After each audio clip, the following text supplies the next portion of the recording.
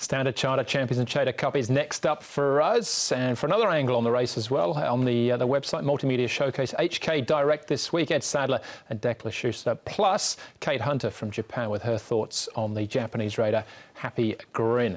As far as the lineup is concerned for the Group 1, the final Group 1 of the season as well, 2,400 metres the trip. Exultant couldn't quite peg back, win bright last time out in the QE2, but almost perfect the rest of the season. Glorious Forever fourth in that win bright race. Time Warp will roll forward from barrier 4. Pakistan Star blinkers off, finished in 5th place behind Winbright. Happy Grin was 8th behind Winbright, 2 starts back. Rise High tries the 24 for the first time, and Mongolian King also with the blinkers off, 4th in the Queen Mother behind Ho Ho Khan last time out. Now we've made our way across to the touch screen to have a look at the speed map and a couple of key races as well. Tom, as far as the speed is concerned, probably no major surprises with Time Warp, I'd imagine, out in front. No, and he's drawn down to the inside of Glorious Forever this time round. He's got gate 4. Glorious Forever has got gate number 7 for James McDonald, and Frankie Law's just been trying to teach him a thing or two by sitting in the trail. Time Warp, Karis Teaton will be trying to run sectionals that suit him, but Exultant, we saw him race back in the pack last time out when there was a lot of pace. You'll see him, I think, further forward this time out,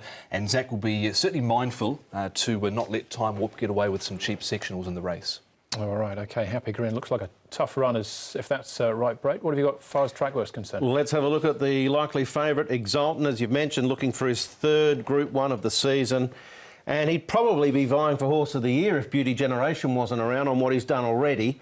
Continues to tick along. Tony Cruz just gives him sort of fairly light pieces of work.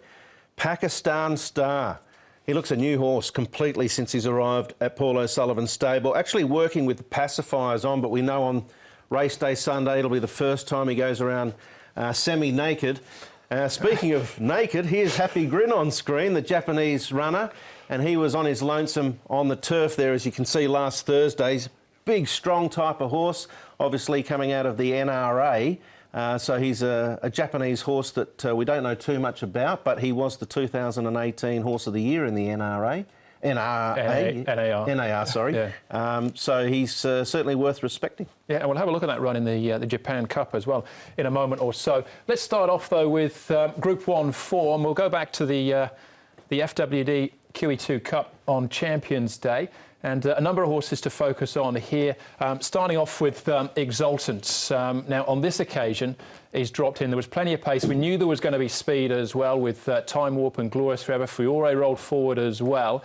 Other horses to take note of course, in the race were Eagle Way and Pakistan Star. But Zach Purton drifts back to the back of the pack. Yeah, we know he's tactically versatile. When he first arrived here, Exultant, he was all about getting back and charging home. He won a race, Class 2 it was, over 2,000 metres, storming home. But on this occasion, they took the option to go back. Worth mentioning, though, this was 2,000 metres, so it was a short run to the first bend. Plenty of pace going in, the option to go back. Yeah, and here he is, so you can see Eagle way back in the pack as well, highlighting all these runners again. You've got Exultant there, he was home in just over 23. You've got Dark Dream there, he'd be looking for some rain. There potentially is some around. You've got Glorious Forever there. Near the front, Packers are rather a Time Warp, but this is the point where he starts to capitulate after that pace up front, and Pakistan Star there down on the rail. You won't see him with those blinkers He's on. Absolutely cruising at this point, Pakistan Star, and comes through to win the race, but you know, eventually they just run over the top of him. And I think the reason is because they ran 1:58.81. Yeah. They broke 1:59 for the 2,000 metres, and the leader just had to fold. Glorious Forever ran an enormous race too, all considering the sectionals and the overall time. Lise Gracheur 3rd, Exultant in 2nd, and obviously Winbright was able to take the win. But you've got to analyse the overall time that race was run in. It was a super, strong tempo all the way out, and it did suit those horses from back, I think. All right, we'll take you back now to the Vase on International Day, and this was, tactically speaking, very different. So this is the 2,400 metres, and you can see Zach jumps out and straight away he's looking for a prominent position. Exactly, and obviously there's no Time Warp in this race, there's no Glorious Forever, so he would have been very mindful of that situation. He would have known that Crocosmia was probably going to be the likely leader, and there wasn't really anything else that was going to head forward, so he's taken the option here with the longer run down the home straight to actually roll over gradually, get outside of Crocosmia, and then with him outside of Crocosmia, they can actually really dominate and dictate the overall pace of the race, which is exactly what took place. Certainly did. He got across to this basically outside to the leader position down by the winning post. He's here travelling, stalking the speed at this point, Zach Purton with Exultant, and you can just see him there that runs slower than standard for that first portion of the race from about the 16 to the 800 metres. So Zach was just in this point at the perfect position to put the pressure on. You want to go into the finer details of the situation. Zach could have actually got closer to Crocosmia. He could have got right outside of her face and pushed her a little bit if he wanted to, but he just stayed away. So he didn't annoy her, he didn't make her lift the tempo, which enabled him to get the sit-sprint situation that he wanted as well. And he was good enough to hold off the late challenge from Lise Grischer, who finished alongside of him, as we saw, in the QE2 Cup as well. And again, another good run from Pakistan Star. What we know about Exultant in between those two runs as well, he was versatile in making that mid-race move. Yeah, that's the big tick for him, isn't it? He is versatile. He can go forward, he can sit back. He'll basically do every command that Zach wishes. And that's the signs of a real top quality horse. That was the last run for Pakistan Star with Tony Cruz. It was still a good effort in defeat. He's lengths better at the moment, I think. All right, OK. Let's go to Japan then and have a look at Happy Grin. Now, this is the Japan Cup, so this is the horse that we're ultimately focused on. Just to give you some reference point, though, this is Almond Eye, the eventual winner. We've got Cheval Grand, a previous Japan Cup winner, went to Dubai and ran a good race in the Shima Classic, and Kaseki, who's out in front at this point. Kaseki, of course, has been here to Hong Kong, so this is the highest quality there is in Japan. We know it's world-class quality races that come out of Japan, and these horses are involved in the top echelon. So when you consider this horse has come from the NAR and gone into this race with the invitation from the JRA, I think he's performed quite creditably. If you want to analyse it, he's beaten Satono Crown home. Now, Satono Crown came here and won the Vase a couple of seasons ago, cutting down Highland Reel. So even though there's a big space between first and second, even bigger between second and third and the rest, you've got to really take into consideration the quality of the race. He's the first horse from the NAR to come here since 2005 as well, so we haven't seen one of them for a while. Yeah, an interesting story with the crowdfunding as well. That's Happy Grin. What about Pakistan Star, their last year's winner, now with Paul O'Sullivan? Pakistan Star, Paul, loomed up like he was going to win in the QE2 Cup. What did you make of his performance that day?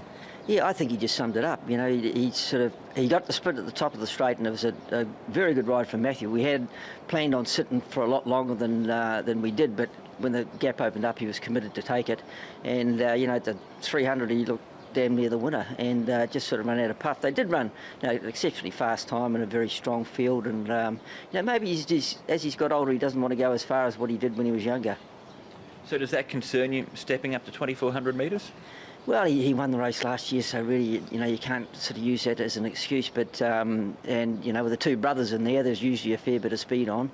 The most important thing for him is that he switches off, and we took the blinkers off him in a trial last week, and it didn't seem to affect his performance. So if he switches off and he can get held up, well, he's in there with the shout. Taking all the gear off, is that something that you've had at the back of your mind for a while with him? Well, we thought we'd reduce it a little bit from the start, but then after he was still a little bit keen the other day with blinkers on, and it was one of those nothing to lose type situations. So we tried him without it, and I thought he trialled very, very well, so we'll run with that. He did trial very well. I think that was the general consensus with everybody. Is that a positive heading into Sunday? Because we have seen him trial well and then not necessarily bring that to race day? Yeah. I've watched a lot of his trials, and you know, it's a shame they don't run Group 1 1200-metre races on the dirt. But it was just an exercise for him, you know, with the time between runs, and it's one that he did very well. All right, that's Pakistan Star, who beat Exultant in this race last year. Brett, what's the 1, 2, 3, 4 this year? That was his last win too, Andrew. So he's on top for me. 2 months ago, I was quite negative about his chances, but that was then, this is now. Since then, he's gone from Tony Cruz to Paul O'Sullivan, and the change has been what he's needed. He's comfortable. If he handles the situation with no headgear on at all and does drop his head like Paul says, I think he'll win. His run in the QE2 Cup was massive considering the overall time they recorded. Exultant, obviously the biggest danger. Eagle Way, and I think the Japanese horse commands a little bit of respect. Happy Grin, I've got him in for 4th place. And I'll be getting a bit excited if he looms up at the 100, that's for sure. 4, 1, 5 and 7. On top for me is number 1 Exultant to turn the table on Pakistan Star. He's in for second, number 4. 2 Glorious Forever. Not sure if he'll run out a strong 2,400 or not. And Dark Dream, we know he should be able to, and he'll be looking for some moisture round. So 1, 4, 2 and 6. Happy Grin on top for you, Andrew. Not quite. No, I didn't quite make it in. Pakistan Star, I think, be a big run, but rise high at those sort of prices each way for me. Well, that was the feature then, race number 8. Still 3 more races to go. We'll be back right after this.